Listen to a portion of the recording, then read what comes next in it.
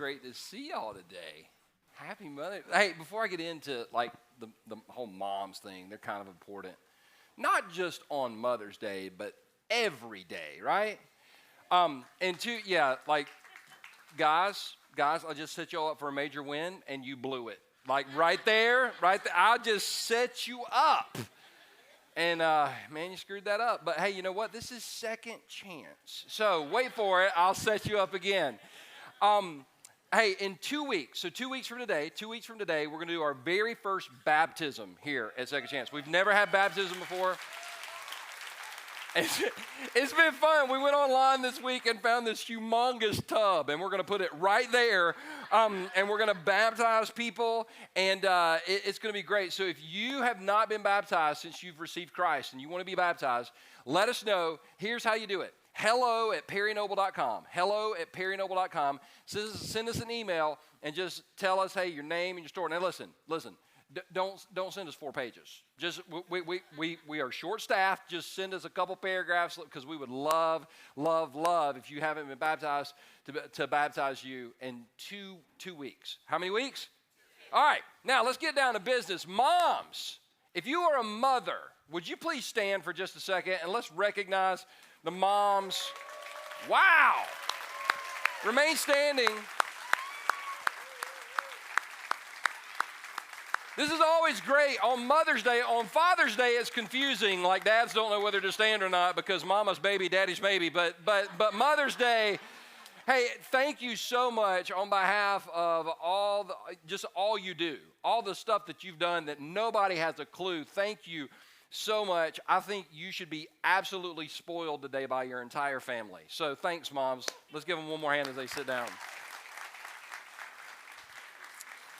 I wanted to honor moms today, but not just moms. I want to honor women in general because women have came a long way in the world. Ever since I was born in the 1970s, we've seen women rise to influence in ways that we've never seen them before. Now, still, because I don't need an email. I know it's not where it needs to be yet. Okay, no, it's not where. But.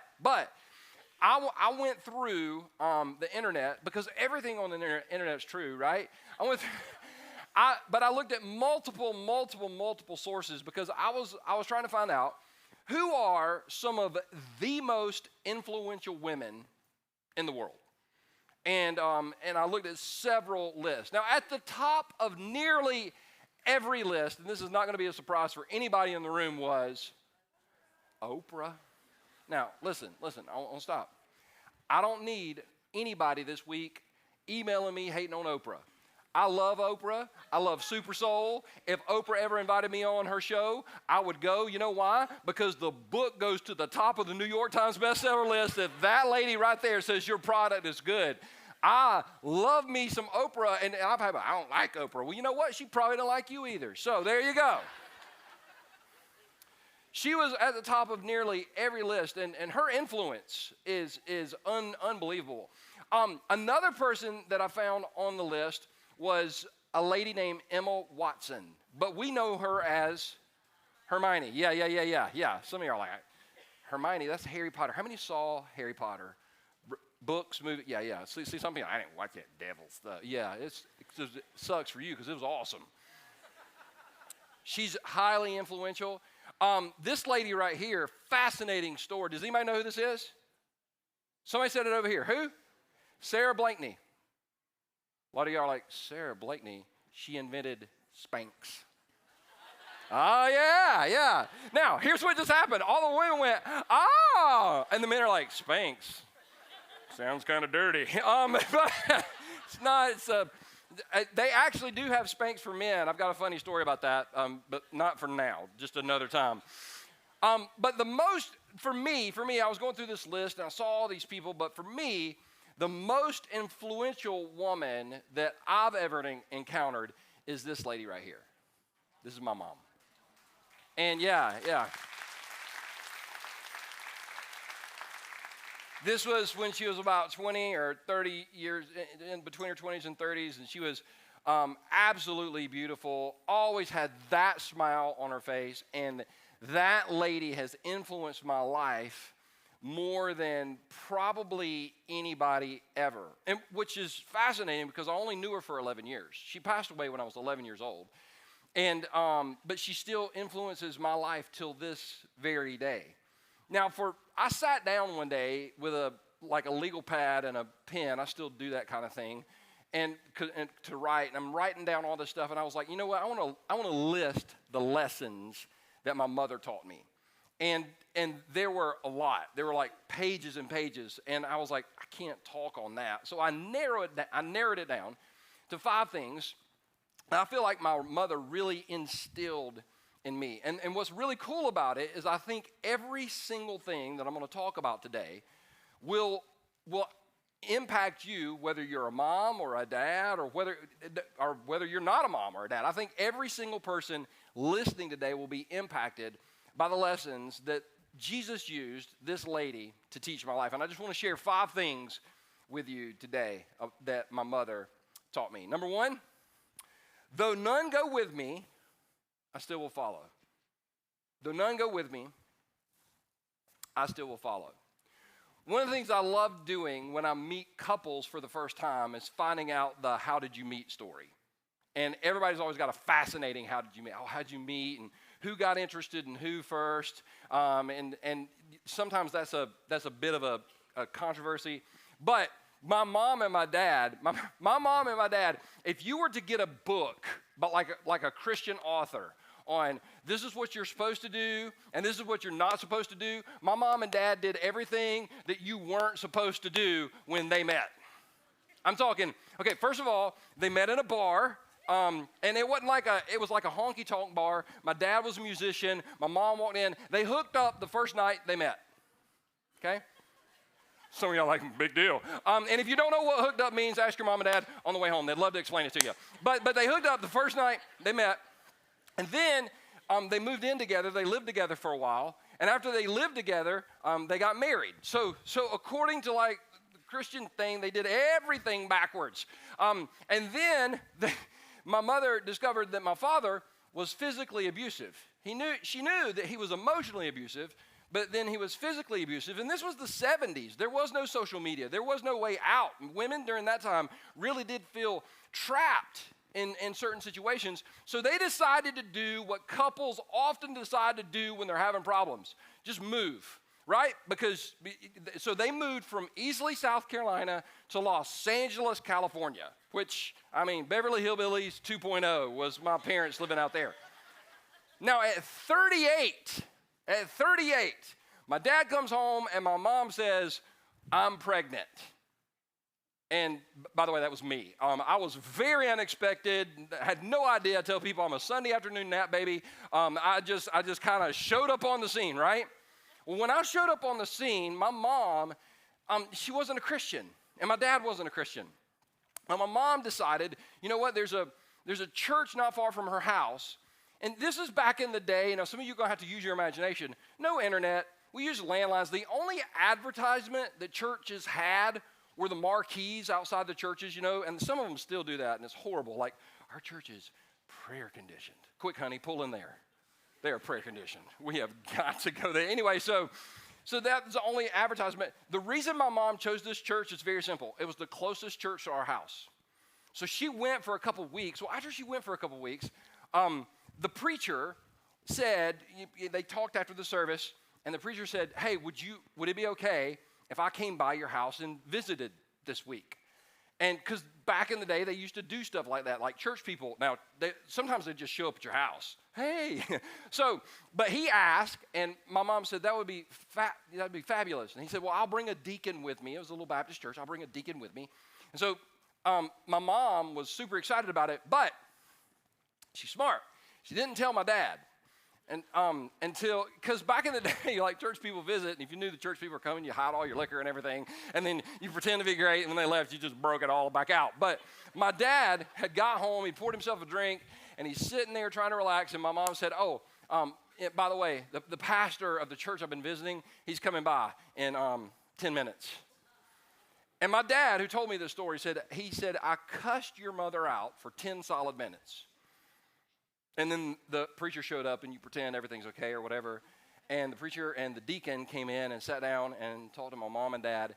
And that night is the night that my mom and my dad gave their life to Christ. That pastor and that deacon led my mother and my father to Christ. They both got saved, gave their lives to Jesus that night. And I don't know the name of that pastor. I don't know the name of that deacon. I don't even know the name of the church. But I'm super thankful. Isn't it great that some of the people that have the biggest impacts on our lives, we don't even know their names sometimes. And my mom was, listen, my mom, when she was in. My dad wasn't quite that way when it came to Christianity. He would be excited about Jesus for a while and then excited about Jesus. So we moved from LA back to Easley when I was 4 years old. And my mother is the reason that I went to church every single week. Because eventually my dad stopped going. He just kind of phased out. He said, the church thing's not for me. I don't need church to worship God. I can worship God in the bed. And he was usually like hungover, so I knew he wasn't worshiping. But I would get out, my mom would get up and say, hey, we're going to church today. I'd be like, why do I have to go? Daddy's not going. And this was her answer, and it worked. Because I said so. That's all a mom has to say. I was like, well, he don't have to go to church. And you know what? I'm not his mama. I'm your mama. Get up, get dressed. We're going to church. And my mom took me to church every single week. And listen, I hated it. And looking back, I realized how easy it would have been for my mother just to mail it in. Just to say, you know what? If I'm not going to get support from my husband, if I'm not going to get support, I'm not going. It would have been so easy for her to not do that, for her, because I'm complaining and crying the whole, I hate church, I hate these people, I didn't like anything about it, but my mother would drag me to church screaming and crying, and today, I love the church. And one of the reasons that I love what I do and I love the church isn't because I'm an amazing person. I can trace it all the way back to a mother who said, you know what? Even if I have to take him to church by myself, I'm going to do it by myself because it's the right thing to do. And the reason I'm saying that is because there are people in this room that maybe your kid going to church isn't your biggest problem. But you have a problem, you have an issue, and maybe you're struggling through, you know what the right thing to do is. But sometimes, isn't it difficult, even though we know what's right, to actually do what's right? Does anybody struggle with that besides me? Like when I'm driving down the road, and you cut me off, I know what's right.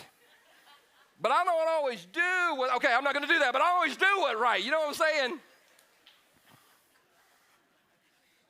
Paul said in Philippians chapter 3, verse 12, not that I've already obtained all this or have already arrived at my goal, but I press on to take hold of that for which Christ Jesus took hold of for me. And so I just want to encourage somebody in this room or watching online today that really is wrestling with doing the right thing. And you're like, I know what's right. I don't know if I can do what's right. Do it even if, listen, some of the biggest decisions you'll ever make in your life, you won't have the support of the crowd. Do it anyway because it's the right thing to do. Which leads to the second one. You invest in what you love. You invest in what you love. How many people in this room, you're car people, you just love cars. You just love cars. Jeeps. Motorcycles. How many people in this room, I've been dying to ask this question. How many people in this room have at least one tattoo? Oh, God. Okay, that's awesome. I know what we're doing for Father's Day now, free tattoos. Mother's Day, pictures. Dad ink. Of course, we could have given ink away for Mother's Day too, and I think it would have been all right. Right, moms? Okay, yeah, So, but here's the deal. If you love a car, you're going to spend money on the car, right? If you want a good tattoo, you're going to spend money on it. If you want whatever. This is what I learned from my mom, that if you love something, you invest in it. And I learned it. I first began to get introduced to the idea when I was like in third grade, because in third grade, I'll back up even further than that. I went to private school, K4, that's 4 years old, through the fourth grade.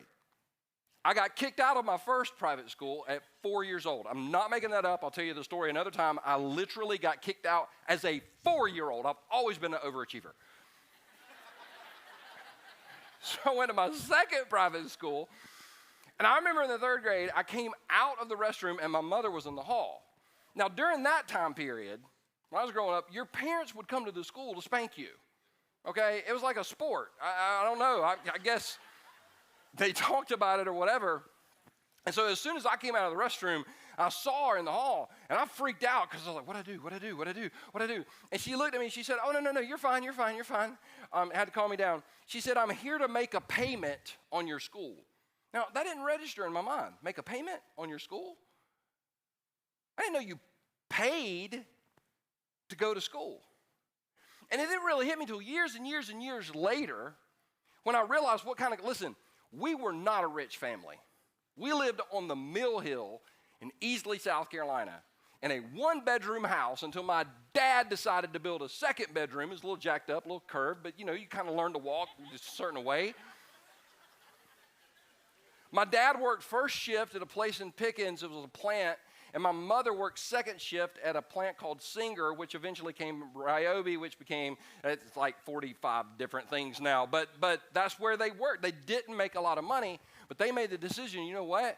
We are going to put Perry into private, number one, because they knew I had some sort of problem. Now it's ADD. I finally started meds when I was 45. But they knew I had a problem, and they knew it was the best thing. And they were like, you know what? We love him, so we're going to invest in him.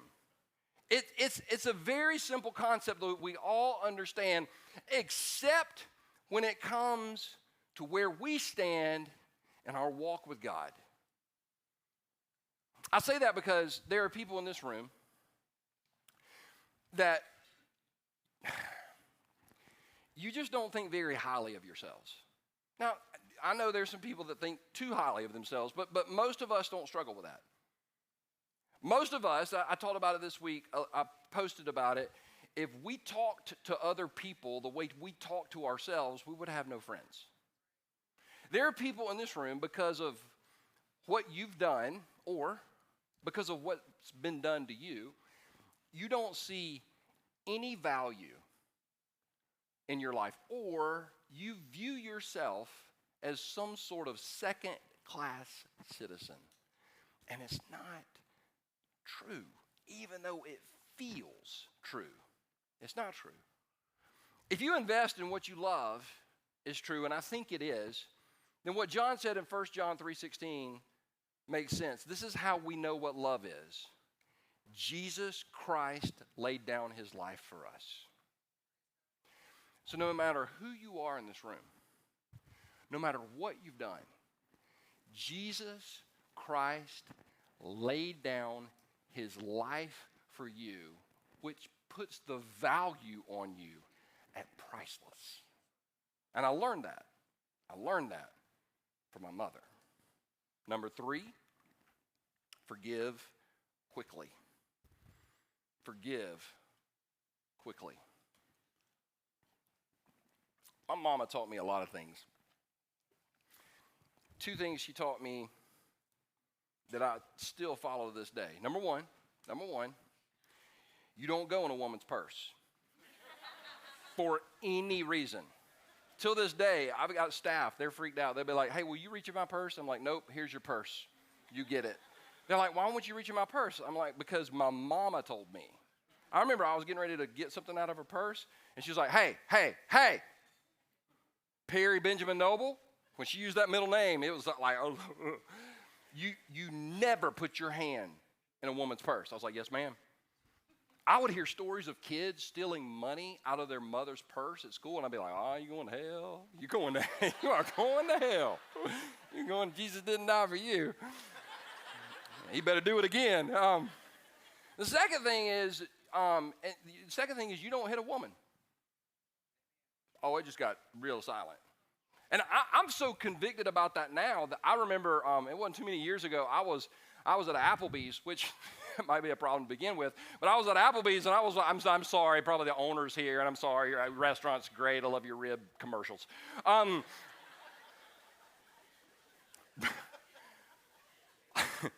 But I was walking by a man and a woman arguing, like, face to face in the parking lot, and they were so intense, and I just stopped. I walked over and I said, hey, y'all need to calm down. And the guy looked at me and said, this ain't none of your business. And I was like, oh, here we go. Anyway, so, because but here's how I learned that lesson. When I was about 5 years old, my mom told me, she said, I'm going to run down to your grandma's house for a minute. My grandma lived right next door.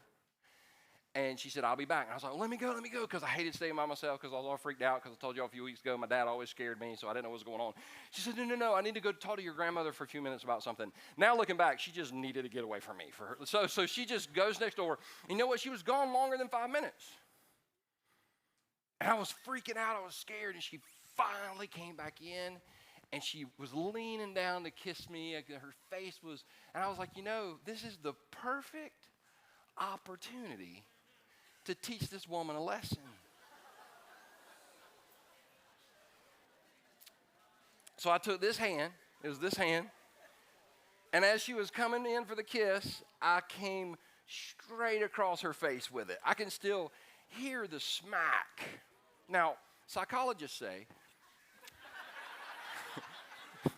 that repressed memory is actually for our protection. All I remember her saying is, no, you didn't. And like the next few moments are blocked, and which is probably, like, let me tell you, I learned there was no such thing as timeout when I was growing up. Nothing. My mama taught me, you don't go in a woman's purse and you don't hit a woman. Now, here's what freaked me out, though. Here's what freaked me out. I was mortified that she was going to tell my father. And I don't know about your parents, but my parents usually had a 2-for-1 deal. Like, if for some reason, like if one got you, the other one was going to get you, and they had permission. So I just knew that night at dinner. But that night at dinner, I'm super scared, sitting there the whole time. Mama never brought it up. Ever again. She dealt with it one time. That's all she had to deal with it. She never brought it up ever again, like ever. When I was in college is the first time I ever spoke to my dad about it. And I was like, hey, I got a question, because we're kind of talking, swapping stories. I was like, did Mama ever tell you about that time I hit her? And he went, you hit your mama? I was like, yes, sir. He was like, you lucky you're still alive. I was like, right? Now, my mother never told anyone. And looking back, I'm like, you know what? She had this thing down. Forgive quickly. She forgave. And it took me to this thing that Jesus was having this conversation with a guy named Peter. And Peter came up to Jesus and said, listen, how many times do I have to forgive somebody? And you've all asked that question, because I've asked that question. How many times do I got to forgive this person? How many times, Peter came to Jesus and said, Lord, how many times shall I forgive my brother or sister who sins against me? Up to 7 times? Well, 7 times, that's a lot of forgiveness. We'll all agree. I've just forgiven them, right? Jesus answered, I tell you, not 7 times, but 77 times. Now, this doesn't mean, go get an index card and go, that's 1, that's 2, that's 3. Hey, you're on number 62. We're getting close to me opening up a can. Like, that's not what that verse means. Feeling loose today. This verse means that we need to be in a constant state of forgiveness. And the reason I say that is because all of us in this room have somebody or some bodies in our past that have hurt us, that have wounded us, whether it's physical, emotional, spiritual, I don't know, and it's really hard, and we say we forgive them. I forgive that person, and then the next day we find ourselves getting mad at them again, right? That's why forgiveness is not a one-time event. It's a process. We've got to constantly forgive. I've chosen to forgive that person. I've chosen to forgive that person. I've chosen to forgive that person. That's one of the reasons my life right now is so laid back. I'm just not mad at anybody. That doesn't mean things don't happen. You know what? I choose to forgive. I want to choose to forgive. I want to choose to forgive. I want to choose to forgive. And I'm saying that because there's maybe somebody here today, you're holding a grudge or anger or bitterness towards somebody, And if you don't let that go, it's going to rob you of life. Forgive over and over and over. Well, how many times do I have to forgive that person? Only as many as Jesus has forgiven you. All right, I'll move on. Number 4. Pretending only punishes you. Pretending only punishes you. Carly, who came up and did the welcome, one of her favorite holidays every year is Halloween. She's already asked, could we decorate Second Chance like a big haunted house for Halloween? We're gonna do it. This is great. There's the devil's holiday. No, it's not. It's devil's. Devil don't have a holiday. Oh, God, I shouldn't have said any of that. I'm going to get...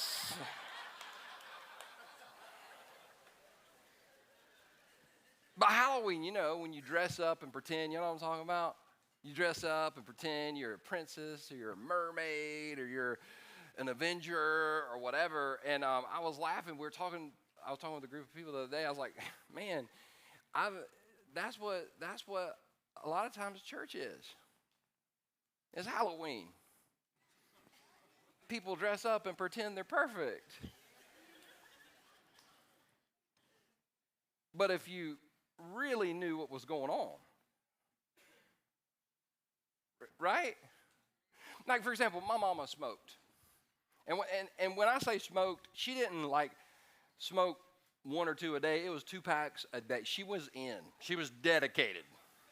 And I'm not trying to make anybody that smokes feel bad, okay? If you smoke, I mean, just light it up, right? Smoking don't send you to hell, and just makes you smell like you've been there. And if you're good with that, then that's fine. I don't have a problem with it. Can't smoke in the building, all right? But I smoke cigars. I love a good cigar. I love cigars. Any cigar smokers in the room? All right, yeah, we're all going to hell. That's great. So, she would smoke, though. She would smoke on the way to church. So we're on the way to church, and like she's in the church parking lot. I'm like, Mom, what the? And she's like, no, I'm going to enjoy my cigarette because I can't smoke in there. And listen, if she could have found a way, she'd have done it. So I remember one Sunday we go to church, and they were doing like the committees. I don't know if you've ever been to church to do committees and the committee appointments and the voting and all this other stuff. So they were doing the committee on committees, and they were doing this and doing that, all these nominations or whatever. And I'm sitting there because I just knew my mom was going to get a position, and I was going to be proud of my mom, right? Because my mom was awesome. She read her Bible every morning, and she loved Jesus, and she invited people to the church. I mean, I just saw this in her, and she just lit up when she talked about the Lord. I mean, I love this about her. We went through all that thing, and she didn't get nominated. She didn't get nominated or voted for or anything. So when we left church that day, I can still remember this conversation. We got in the car, I looked at her, I said, well, that was weird. She said, what was weird? I was like, but you didn't get nominated for anything, and that one woman's like on 4 committees, and you didn't get nominated for anything. And she said, oh, Mary, I smoke. I was like, yeah? She's like, well, they think, you know, that I'm a sinner and I shouldn't do that. And so I don't get to be on a leadership position. And I remember thinking, well, Mama, why don't you just not smoke on the way to church? Maybe like you could put it out like 2 blocks away and spray us down with like a lot of whatever, right? And I won't forget this. She said, Perry, don't ever be fake to please fake people. Don't ever be fake to please fake people. She said, because Perry, I do smoke. She said, but if I told you what I knew about a lot of people in that building that did not smoke, but do other things, you would be really disappointed. See, she saw her father kicked off of a board of deacons. He was on, my papa, I'm named after him. He was kicked off a board of deacons because one night he was out on his porch smoking a pipe, and if you can smoke anything, you ought to get a pass on a pipe. Like, a pipe is cool. Like, I can't wait to one day smoke a pipe and wear a fedora and like in a rocking chair, right? That's just gonna be awesome. I've got a pipe now. I don't know how to pack it, but maybe I'm sure somebody here could show me that. With regular tobacco, by the way, regular tobacco. Weed is not legal in South Carolina. So he was smoking a pipe, and two of the deacons dropped by his house to see him, and they caught him smoking the pipe and kicked him off the deacon board. So my mom just said, listen, I'm going to walk in that church, and you know what? I'm not exactly who but you know what? I'm going to go to church, and I think Jesus loves me, and he knows I'm a work in progress. I remember her telling me that. Don't be fake to please fake people, because at the end of the day, I love the fact that we get to call this Second Chance Church. I had somebody tell me when we were first starting, you know, some people aren't going to come to your church because of the name. I was like, we're not for them. We are for people, because let me get real honest with y'all. If y'all knew everything about me, you wouldn't come back to church next week. And if I knew everything about you, I'd be okay with it. So at the end of the day, I know I'm messed up, and I am the reason the grace of God is necessary. And I don't ever want us to become the place where the Lord says, these people come near to me with their mouth and honor me with their lips, but their hearts are far from me. Their worship of me is based merely on human rules that they have been taught. I watched my mother love Jesus, and even though she wasn't accepted by the religious majority, she knew she was accepted by Jesus and refused to be fake just to be accepted. Which leads to number 5. It is well with my soul. My mom taught me that. January 1st, 1982. 1982 started out to be a great year for me. I was in Miami, Florida. It's when Clemson won their first national championship. I'm going to talk about that. I had somebody last week on Facebook, they got upset. You shouldn't talk about Clemson and the Gamecocks. Clemson won a national championship. I'm looking right at Facebook right now. They've won 2 more since. I heard it went. And I'll just say this, when it comes to anybody's football team, if your idol cannot defend itself, maybe it's not worthy of your worship. Just wanted to throw that out there for something to consider. For me, football is something fun, but it doesn't ruin my life. It's just something for me. I love to, as long as you tell me I can't talk about Clemson and Cats, I'm always going to talk about Clemson and Cats, all right? I'm just that, so sorry. January 1st, 1982 started out awesome because I got to go see them play in Miami, and it was great. And that year was great until that summer. We took a cross-country trip. And when I say cross-country trip, we're the Griswolds before the Griswolds came about. My dad, we drove across country every year to see my sister that lived in California. And on the way back, my mom got real sick, which was weird because my mom, I had one of those mothers, I don't know if you ever had the mother that just never got sick. Never got sick. Because if mama gets sick and shuts down, like everything shuts down. So my mama didn't get sick, but she got sick, and she just kept saying, well, it's going to be okay, it's going to be okay. And finally, my dad talked her into going to the doctor. And the doctor goes, does a couple tests and goes, oh, it's very simple. He said, you've got gallstones, and we're going to need to remove your gallbladder. So they scheduled her for an operation, and I remember getting up to go to school that morning, and went in and, gave her a kiss, and went to school. And when I came home that day, I rode the bus home from school and, stopped at the bus stop. I walked up in my driveway, and there's like 15 or 20 cars in my driveway. And I'm like, why are all these people at my house? And I walk in, and my dad's there, and he's not supposed to be there because he was supposed to be at work because he's going to work after the surgery. And my mom's sisters were there, my aunts and uncles, and my grandmother was there. Like, oh, there's all these people. And I walk in, and they're like, okay, Perry's here. And my dad was like, I need to talk to y'all. And so I never will forget, I can tell you exactly where I was sitting in the living room, and my dad said, today when Helen went into for surgery, he said they opened her up for the gallstone operation, and she's covered in cancer.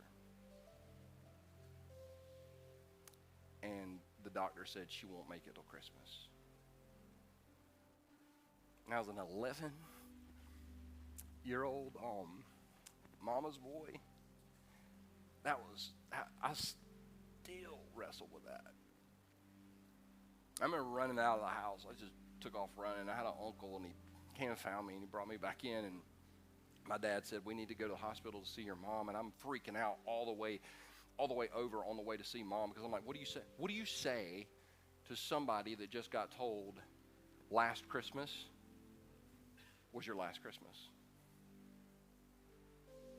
And I'm a fixer. I want to fix things. I want to make things right. I want to say the right thing. I've been that way since I was a kid. So I remember walking into the room, and my mother's in the bed, and I don't know what to say. And as soon as she saw me, she smiled, and she said, come here. And I go over and I hug her, and she whispered in my ear. She whispered in this ear. She said, everything's going to be all right. I'm good. Don't worry about me. And I remember as an 11-year-old thinking, where does that come from? Like, how do you get that? Like, to be told you're going to die, but you're okay. They got to a point where they couldn't really do anything for her at the hospital, so they just sent her home. And I would go home, and when I would come home from school, and I would just sit and talk with her. We'd just sit and talk and talk and talk. And she told me, she said, I'm not scared of death. She said, the only thing that's really disappointing is I'm really going to miss you. And one of the reasons I eventually gave my life to Christ wasn't because of some great theological argument that somebody presented to me. It was the faith of my mother, who had what Paul described as the peace of God that transcends all understanding. She just had it. She had that peace that, how do you have peace? The reason she had the peace of God is because she had made peace with God through Jesus Christ. That's how we make it through something like that. My dad told me, he didn't tell me this until probably about a decade ago, before he passed away. And I never knew this. My mom never told me. But when I was born, my dad was in the delivery room, and they took me and they handed me my mom. And my dad said my mom's first words about me was, "That's my preacher." And I've had people ask since then, don't you wish, do you ever think, don't you just wish your mom could have seen you preaching today? She did. Moms have a way of just seeing and knowing stuff, right? And I believe that's one of the reasons she was able to kind of just step into eternity and let it go, because she knew that I was in God's hands. Peace that passes all understanding. Peace of God, because she had peace with God through Jesus. And the same peace that she had and I have, you can have as well. With that in mind, we stand for closing prayer.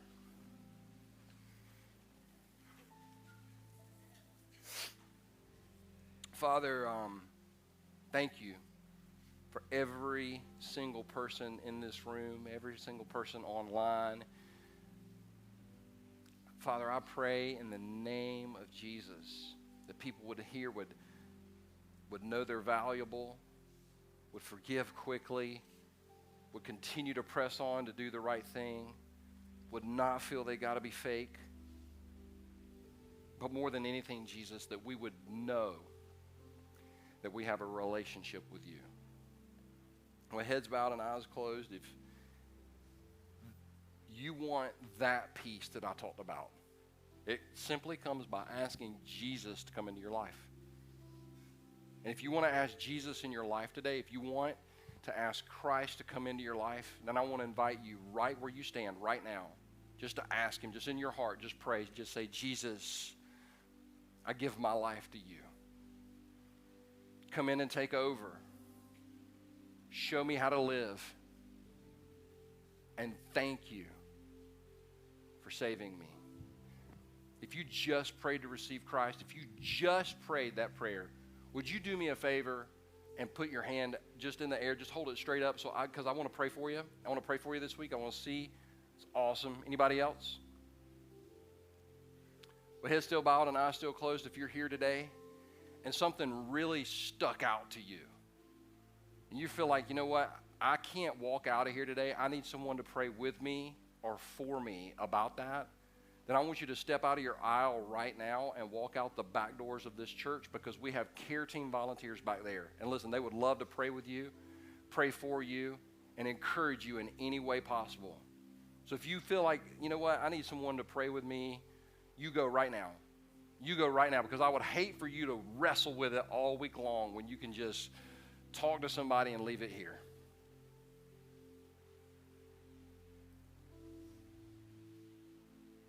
Father, thank you for those that have raised their hands today. Thank you for those that are moving right now.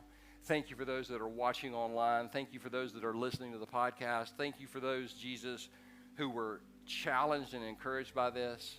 Father, we thank you that no matter what we're wrestling with, that you really do have the whole world in your hands.